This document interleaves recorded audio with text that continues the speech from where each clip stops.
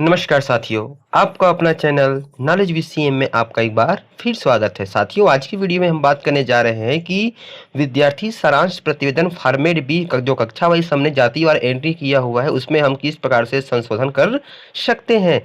अधिकांश शिक्षक साथियों का कमेंट आ रहा है कि हमने पहले एंट्री कुछ ज़्यादा किया हुआ था, अब उसे कम करना है, तो किस प्रकार से हम संशोधन कर सकते हैं। तो चलिए आज की वीडियो में हम आपको बताते हैं कि किस प्रकार से आप आसानी से जो फॉर्मेट भी है उसको संशोधित कर सकते हैं, जिससे कि आपका स्कॉलरशिप वाला जो काम है वह आसानी से कंप्लीट हो सके। तो सबसे पहले क्या करना है, आपको अपना ब्राउज़र ओपन कर लेनी है। ओपन करने के बाद आपको schoolscholarship.cg.nic.in लिंक को टाइप करके आपको सर्च कर लेनी है। सर्च करने पे आपके सामने इस तरह से इंटरफेस दिखाई पड़ जाता है। यहाँ पे आपको अपना यूजर आईडी, पासवर्ड और कैप्चा कोड फिल करने के बाद लॉगिन कर लेना है।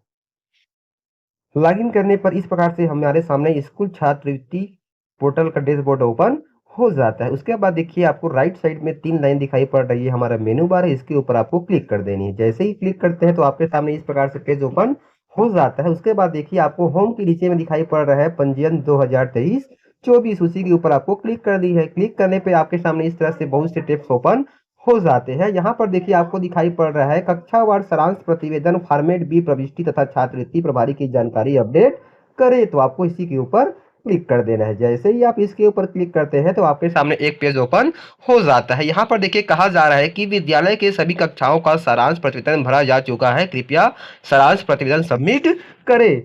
फिर आपको स्क्रॉल करके इस तरह से नीचे की ओर आ जानी है। जैसे ही आप नीचे की ओर आते हैं तो यहाँ पर देखिए आपके सामने पूरी जानकारी दिखाई पड़ जाती है। अब यहाँ पर देखिए जानकारी आपको ब्लैंक ब्लैंक दिखाई पड़ रही है। क्यों दिखाई पड़ रही है? क्योंकि अभी हमने क्लास चयन नहीं किया हुआ है। चलिए हम यहाँ पर कक्षा चुने पे क्लिक करके यहाँ से हम क्लास चयन कर लेते हैं, जिस क्लास का हम अपडेट करना चाहते हैं। तो यहाँ पर देखिए हमने क्लास 4 को क्लिक कर लिया है। जैसे ही हम क्लास 4 पे क्लिक करते हैं तो यहाँ पर देखिए क्लास 4 में हमने जितने भी संख्या इनरोल किया हुआ यह हमको दिखाई पड़ रहा है। जैसे कि देखिए एससी वर्ग में गर्ल्स की संख्या 5 दिखाई पड़ रही है और एसटी वर्ग में गर्ल्स की संख्या 4 है। अब इसको हम चेंज करना चाहते हैं तो उसके लिए क्या करेंगे, चेंज करने के लिए जहां पर हमको संख्या दिखाई पड़ रहा है उस वहां पर क्लिक कर देना है। इस तरह से क्लिक करने पर क्या हो जाएगा, यह एडिटेबल हो जाएगा। फिर इसको हम क्या करते हैं, यहाँ से डिलीट कर देते हैं और यहाँ पर जो संख्या चेंज करना चाह रहे हैं उसको यहाँ पर इस प्रकार से हम फिल कर देते हैं। फिल करने के बाद देखिए हमारे सामने वह संख्या दिखाई पड़ गया है। यहाँ पर अभी 3 हो चुका है, क्योंकि यह नॉन हॉस्टलर है इसलिए यहाँ पर हम उसको नॉन हॉस्टलर में भी फिल कर देते हैं सेम संख्या में। इस प्रकार से यदि हॉस्टल है तो आपको उसको हॉस्टल में करना पड़ेगा। उसके बाद एसटी को हम चेंज करना चाहते हैं तो यहाँ पर देखिए हम एसटी वर्ग को भी चेंज कर दिए इस तरह से। अब उसको भी हम क्या कर देते हैं, यहाँ पर नॉन हॉस्टल है चूंकि विद्यार्थी, तो यहाँ पे हमने नॉन हॉस्टल पर भी इसको शो कर दिया। तो इस प्रकार से देखिए पहले जो संख्या थी 5 और 4, यहाँ पर अब क्या हो चुका है 3 और 3 हो गया है इस प्रकार से। उसके बाद फिर नीचे स्क्रॉल करके आपको ये सेव पे क्लिक करना है। जैसे ही हम सेव पे क्लिक कर लेते हैं तो हमारे सामने इस तरह से स्क्रीन दिखाई पड़ती है कि साला के क्लास 4 का सारांश प्रतिवेदन सफलतापूर्वक सुरक्षित कर लिया गया है। फिर आपको ओके पे क्लिक कर देना है इस तरह से। जैसे ही आप ओके पे क्लिक करेंगे फिर से आपके सामने ये वाला पेज आ जाएगा। फिर आपको इस कॉल करके नीचे आ जानी है। इसी प्रकार से आपको बारी बारी से जिस भी क्लास का सारांश प्रतिवेदन अपडेट करना है उसको इस प्रकार से आपको चयन कर लेनी है। चयन करने के बाद यहाँ पे संख्या आपको दिखाई पड़ेगी, उसको आप क्लिक करके एडिट करके चेंज कर पाएंगे।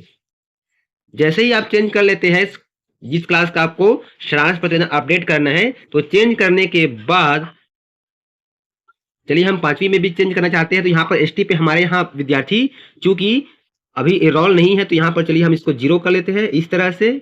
तो यहाँ पर संख्या भी क्या हो जाएगा, उसका 0 हो जाएगा इस प्रकार से। तो यहाँ पर भी हम इसको क्या कर लेते हैं, 0 कर लेते हैं इस तरह से। इस तरह से करने के बाद फिर से आपको क्या करनी है, सेव पे क्लिक करनी है। यानी कि जिस क्लास का आप अपडेट करेंगे सबसे पहले आपको सेव करनी है। सेव करने के बाद जब आप सभी क्लास का जानकारी को अपडेट कर लेते हैं, जहां पर आपको चेंज करनी है, संशोधन करनी है, उसके बाद क्या करनी है, फिर से आपको इस कॉल करके नीचे आ जानी है इस तरह से। उसके बाद देखिए सेव के बाद आपको दिखाई पड़ता है सबमिट, तो आपको ये सबमिट पे क्लिक करना जरूरी है। तो यहाँ पे हम सबमिट पे क्लिक करते हैं। सबमिट पे क्लिक करने के बाद ये जानकारी हमारे सामने दिखाई पड़ जाती है। अब चलिए हम चेक करते हैं कि जो भी जानकारी हमने अपडेट की हुई है कि वह अपडेट हुई है कि नहीं है, जो हमने करेक्शन किया हुआ है, संशोधन किया हुआ संशोधित है कि नहीं है। तो उसके लिए फिर से क्या करना है, यहाँ पे हमको जो क्लास चयन दिखाई पड़ रही है यहाँ से हम चलिए ड्रॉप डाउन से क्लास का चयन कर लेते हैं।